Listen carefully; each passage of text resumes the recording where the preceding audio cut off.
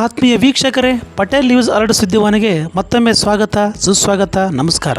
ನಿನ್ನೆ ರಾತ್ರಿ ಮಸ್ಕಿಯ ಬಿಜೆಪಿ ಪಕ್ಷದಿಂದ ಹುಬ್ಬಳ್ಳಿಯ ನೇಹ ಹತ್ಯೆ ಖಂಡಿಸಿ ನೂರಾರು ಕಾರ್ಯಕರ್ತರೊಂದಿಗೆ, ವಿಶೇಷವಾಗಿ ಮಹಿಳಾ ಬಿಜೆಪಿ ಕಾರ್ಯಕರ್ತರೊಂದಿಗೆ ವಿಶೇಷವಾಗಿರ್ತಕ್ಕಂಥ ಒಂದು ಪ್ರತಿಭಟನೆ ಕಾರ್ಯಕ್ರಮವನ್ನು ವಿವಿಧ ವೃತ್ತಗಳಲ್ಲಿ ಪ್ರತಿಭಟನೆಯನ್ನು ಹಮ್ಮಿಕೊಳ್ಳಲಾಗಿತ್ತು. ಈ ಒಂದು ಪ್ರತಿಭಟನೆಯನ್ನು ಮಾಜಿ ಶಾಸಕರಾದ ಪ್ರತಾಪ್ಗೌಡ ಪಾಟೀಲ್ ಹಾಗೂ ಮಸ್ಕಿಯ ಬಿಜೆಪಿ ಮಂಡಲ ಅಧ್ಯಕ್ಷರಾದ ಶರಣಯ್ಯ ಸ್ವಾಮಿ ಸಪ್ಮಠ್ ನೇತೃತ್ವದಲ್ಲಿ ಪ್ರತಿಭಟನೆ ಹಮ್ಮಿಕೊಳ್ಳಲಾಗಿತ್ತು.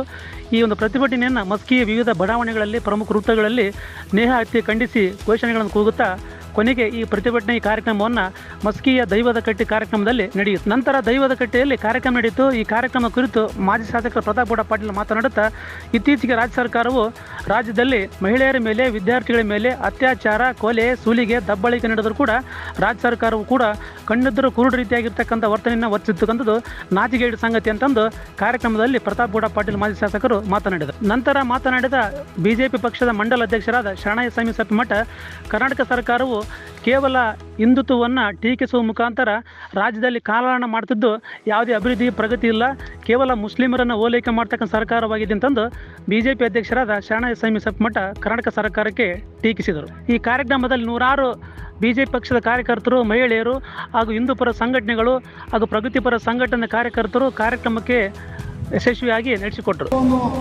ಒತ್ತಾಯದ ಮೇರೆಗೆ ಈ ಪ್ರತಿಭಟನೆಯನ್ನು ಮಾಡ್ತಾ ಇರುವಂಥದ್ದು ಬಂಧುಗಳೇ, ಇವತ್ತ ಕರ್ನಾಟಕ ರಾಜ್ಯದಲ್ಲಿ ಏನು ಕಾಂಗ್ರೆಸ್ ಸರ್ಕಾರ ಅಧಿಕಾರಕ್ಕೆ ಬಂದ ತರುವಾಯದಲ್ಲಿ ಈಗಾಗಲೇ 1 ವರ್ಷ ಪೂರೈಸ್ತಕ್ಕಂಥ ಈ ಸರ್ಕಾರ ಈ 1 ವರ್ಷದಲ್ಲಿ ರಾಜ್ಯದಲ್ಲಿ ನೇಹ ಹಿರೇಮಠನ ಒಂದು ಹತ್ಯೆಯ ಪ್ರಯುಕ್ತವಾಗಿರ್ಬೋದು.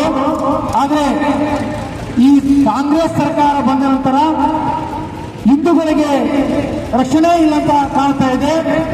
ಬೆಂಗಳೂರಿನಲ್ಲಿ ಶ್ರೀರಾಮನ ಒಂದು ನವಮಿಯ ಹಬ್ಬದಂದು ಅವರ ಕಾರ್ನಲ್ಲಿ ಅವರ ಒಂದು ಧ್ವಜವನ್ನು ತೆಗೆದುಕೊಂಡು ಜೈ ಶ್ರೀರಾಮ್ ಅಂತ ಹೇಳಿದ್ರೆ ಆ ಪುಂಡ ಯುವಕರು ಮತ